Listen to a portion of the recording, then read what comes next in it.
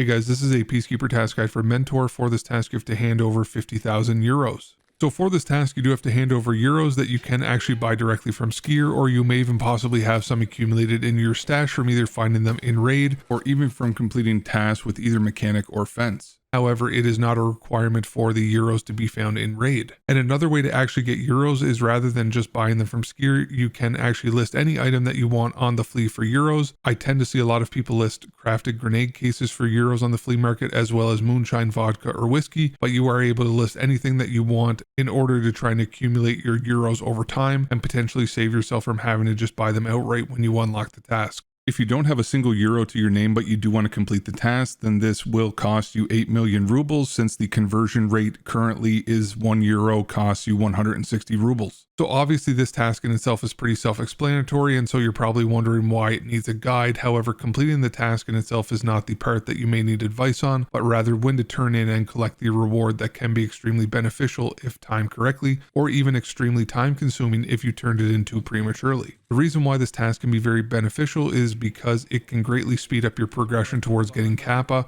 or even now advancing with the Lightkeeper task, and the reason for this is because the reward for Mentor is actually 3 levels towards your sniper skill. Now, if you're not going for Kappa or Lightkeeper quest progression, then this task is not necessary to complete since it is a dead-end task. And also, if you do change your mind and decide to go for Kappa later on, it is also not a requirement for Kappa at this time. So how these skill levels work and the reason why it is beneficial to time handing in your task is because the number of skill points to reach level 1 is 10, and afterwards it increases by 10 per level and is capped at 100 per skill level. So obviously it will continue to take more and more time as you increase in your levels. When you do turn in a task like Mentor, Shooter Born in Heaven, or even Tarkov Shooter Part 8 that does give you a plus to sniper skill, it will give you an entire level instead of a set amount of actual points. So if you were 50% through level 2 sniper skill and you completed Shooter Born and turned it in, then you would be 50% through level 3. So after knowing this, you can see how beneficial it would be to wait until the later levels to turn in the task that will give you bonuses to skills. Especially when going for Lightkeeper progression, since his task Make an Impression requires you to have a sniper skill level of 10. Now, just so that you guys know, you can actually complete his task, but just hold off on actually turning them in as completed, so you can actually wait to collect the reward at the most beneficial time. And if you are going to end up going for Kappa, then your goal should be to get your sniper skill to an absolute minimum of level 3. However, I do recommend going for level 4 to give you some wiggle room, since you never know when you will complete Tarkov Shooter Part 8 or even Shooter Born in Heaven.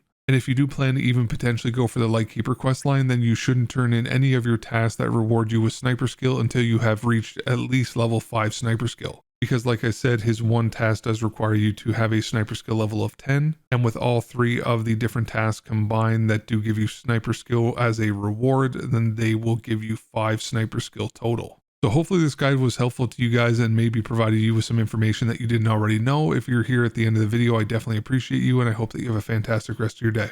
So what you're seeing on the screen right now is just a couple of my different social links in case you guys wanted to connect more easily. I am primarily streaming on Twitch now multiple nights a week. So if you do want to connect with me or my community, that would probably be the easiest way to do so. And if you do come over to the Twitch and you want to join the Discord community, then just type !Discord or cord in the chat in order to get an invite link. And if you don't use Twitch, then I do have a link in the picture as well as a link below in the description. And we are growing and currently have an active and welcoming community with people of all experience and skill levels. So there will always be someone who could help to answer any questions that you may have. As always, thank you guys so much for stopping by and watching the video, and I hope that you have a fantastic rest of your day.